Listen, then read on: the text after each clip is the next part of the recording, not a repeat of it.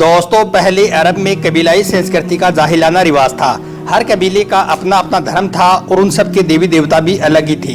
कोई मूर्ति की पूजा करता था तो कोई आग की। यहूदियों और ईसाइयों के भी कबीले थे और वो भी मजहब के बिगाड़ के शिकार थे।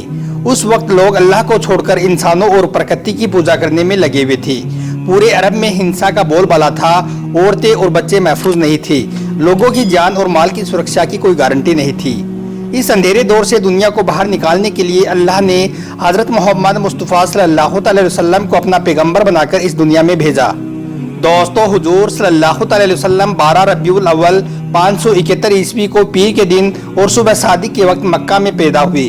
आपके पैदा होते ही आपके दादा अब्दुल मुत्तलिब आपको गोद में उठाकर काबा शरीफ में ले गई, आपके लिए दुआएं की और आपका नाम रखा मोहम्मद। पोते की पैदाइश की खुशी में आपके दादा ने 7वें दिन अपने कबीले के लोगों की दावत की। लोगों ने आपके दादा से पूछा कि आपने इनका नाम मोहम्मद क्यों रखा है, तो आपके दादा ने जवाब दिया कि मैं चाहता हूं कि मेरे पोते पर इस नाम का असर पड़े और मेरा पोता तारीफ और तौसीफ हासिल करे। और आपकी वालिदा सैयदा आमिना ने आपका नाम अहमद रखा। दोस्तों, पैगंबर हजरत मोहम्मद मुस्तफ़ा सल्लल्लाहु अलैहि वसल्लम जब पैदा हुए तो आप खत्माशुदा थी और आप सल्लल्लाहु अलैहि वसल्लम की नाक भी कटी हुई थी और आपकी आंखों में सुरमा भी लगा हुआ था और आपका तमाम बदन पाकीज़ा था। जब आपके दादा अब्दुल मुत्तलिब ने अपने पोते को खतनाशुदा और नाक कटा हुआ पाया तो वो बहुत ज़्यादा खुश हुए और फरमाया कि मेरा ये बेटा बड़ी निराली और बड़ी शान वाला होगा। और यही नहीं, जब आप सल्लल्लाहु अलैहि वसल्लम पैदा हुए तो आपकी मुट्ठी मुबारक भी बंद थी, मगर शहादत वाली अंगुली आसमान की तरफ उठी हुई थी और ऐसा लग रहा था जैसे खुदा की वाहिदियत का इकरार कर रहे हैं। दोस्तों, जब हजरत मोहम्मद सल्लल्लाहु अलैहि वसल्लम पैदा हुए तो उस वक्त अरब में यह रिवाज हुआ करता था कि शहर के बड़े लोग अपने बच्चों को दूध पिलवाने के लिए और पलने बढ़ने के लिए देहातों में भेज दिया करते थे, ताकि गांव देहात की खुली हवा में रहकर उनका बच्चा खूब सेहतमंद बने। क्योंकि दोस्तों, उस जमाने में गांव देहात का मौसम शहरों के मुकाबले ज्यादा साफ सुथरा और ज्यादा अच्छा हुआ करता था। इसी वजह से गांव देहात में पले बच्चे ज्यादा सेहतमंद और मोटे ताजे हुआ करते थे।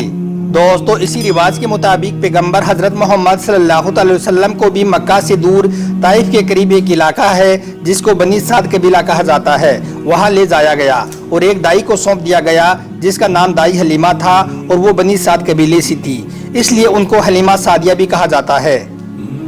दोस्तों, इसके दो बड़े मकसद तारीख की किताबों में लिखे गए हैं। पहला मकसद तो ये था कि उस वक्त लोग शहर की आबो हवा से हटकर देहात की अच्छी और ताज़ा हवा में अपने बच्चों को भेजते थे ताकि वो अच्छे सेहतमंद हो जाएं, और इसी के साथ दूसरा मकसद ये था कि वो उनके साथ रहकर अच्छी तरह से अरबी ज़बान भी सीख सकें। इन दोनों मकसद के लिए शहर के लोग अपने बच्चों को पलने बढ़ने के लिए गाँव देहातों में भेजा करते थे। दोस्तों, दाई हलीमा बहुत गरीब घराने से थी, इसलिए उसने आप सल्लल्लाहु अलैहि वसल्लम की परवरिश का बीड़ा उठाया, यह सोचकर कि 2 साल इनकी परवरिश करूंगी तो इसके बदले में मुझे कुछ माल मिल जाएगा ताकि उससे उसकी ज़िंदगी का गुजर बसर अच्छी तरह से हो सके। दोस्तों, जैसे ही हज़रत आमिना ने अपने प्यारे बेटे हज़रत मोहम्मद सल्लल्लाहु अलैहि वसल्लम को दाई हलीमा के हवाले किया और जो ही दाई हलीमा ने आप सल्लल्लाहु अलैहि वसल्लम को अपनी गोद में उठाया तो उसी वक्त से दाई हलीमा की ज़िंदगी में रहमत और बरकत होनी शुरू हो गई। दोस्तों, उस वक्त अरब में ये रिवाज था कि बच्चे की परवरिश का जिम्मा 2 साल का हुआ करता था और हर 6 महीने के बाद बच्चे को उसके घर वालों से मिलाना होता था। इसी रिवाज के मुताबिक दाई हलीमा भी 6 महीने के बाद पैगंबर हजरत मोहम्मद सल्लल्लाहु अलैहि वसल्लम को उनकी माँ से मिलाने के लिए मक्का शरीफ पहुंची। उनके साथ उसका सोहर हारिस और उनका एक छोटा बच्चा भी था जो उनकी गोद में था। वो बच्चा भूख से रो रहा था क्योंकि हलीमा बहुत कमजोर थी और खाने पीने की कमी भी थी। इस वजह से दाई हलीमा दूध नहीं पिला सक रही थी। लेकिन जैसे ही उसने अल्लाह के पैगंबर हजरत मोहम्मद सल्लल्लाहु अलैहि वसल्लम को अपनी गोद में उठाया और उनको दूध पिलाना शुरू किया तो पैगंबर हजरत मोहम्मद सल्लल्लाहु अलैहि वसल्लम ने खूब शेर होकर दूध पिया और आप सल्लल्लाहु अलैहि वसल्लम के दूध नोज फरमा लेने के बाद हलीमा ने अपने मासूम से बच्चे को भी खूब दूध पिलाया। यह देखकर हलीमा परेशान हो गई कि ये क्या मामला हुआ। वो जब मक्का आ रही थी तो उनके पास दूध नहीं था, मगर जब से यह बच्चा उनकी गोद में आया है तब से अल्लाह की तरफ से खास रहमतों का आना शुरू हो गया है। दोस्तों, उसके बाद दाई हलीमा अपने सोहर हारिस और अपने बच्चे और पैगंबर हजरत मोहम्मद के साथ एक दुबली पतली सी ऊँटनी पर सवार हो गई। वो ऊँटनी जब वो बनी साद कबीले से निकलकर मक्का की तरफ आई थी तो वो बहुत ही सुस्ती से चलती हुई मक्का पहुंची थी। लेकिन अब मामला ये हुआ कि दाई हलीमा की ऊँटनी सबसे आगे चल रही थी। दाई हलीमा की सहेलियों ने अपनी आंखों से देखा कि दाई हलीमा की ये वही ऊँटनी थी जो मक्का में बड़ी सुस्ती से आई थी। अब उस ऊँटनी को आखिर क्या हो गया कि वह अब बड़ी रफ्तार से चल रही थी। दोस्तों यह नज़ारा देखकर दाई हलीमा की सहेलियां कहने लगी, ए हलीमा हम पर रहम करो, धीरे चलो, क्या ये वही ऊँटनी है जिस पर तू मक्का आई थी। तो यह सुनकर दाई हलीमा कहने लगी कि जब से यह बच्चा मेरी गोद में आया है तब से मालूम नहीं अजीब अजीब से वाक़े मेरे साथ होने लगे हैं। दोस्तों उसके बाद दाई हलीमा की जिंदगी में रहमतों और बरकतों का सिलसिला चलता रहा और ऐसे करते करते 2 साल पूरे होने को आ गई, यानी कि बच्चे की परवरिश का जिम्मा पूरा होने को आ गया। जो एग्रीमेंट हुआ था वो पूरा हो रहा था। खैर और बरकतों का सिलसिला दाई हलीमा ने इन 2 सालों में अपनी जिंदगी में खूब देखा। इस वजह से उसका दिल नहीं चाह रहा था कि वो उस नूरानी बच्चे को वापस उसके घर वालों को सौंप दे, मगर दस्तूर के मुताबिक 2 साल के बाद उसको वापस सौंपना ही था। इसलिए 2 साल के बाद दाई हलीमा पैगंबर हजरत मोहम्मद सल्लल्लाहु अलैहि वसल्लम को अपने साथ लेकर मक्का की तरफ निकल पड़ी। जब वो मक्का में पहुंची तो हजरत आमिना से कहने लगी कि आपका बच्चा बड़ा ही बरकतों और रहमतों वाला बच्चा है। जब से यह बच्चा मेरी गोद में आया है तब से मेरी तो जिंदगी ही बदल गई है। मेरी जिंदगी में बरकतों और रहमतों का दौर शुरू हो गया है।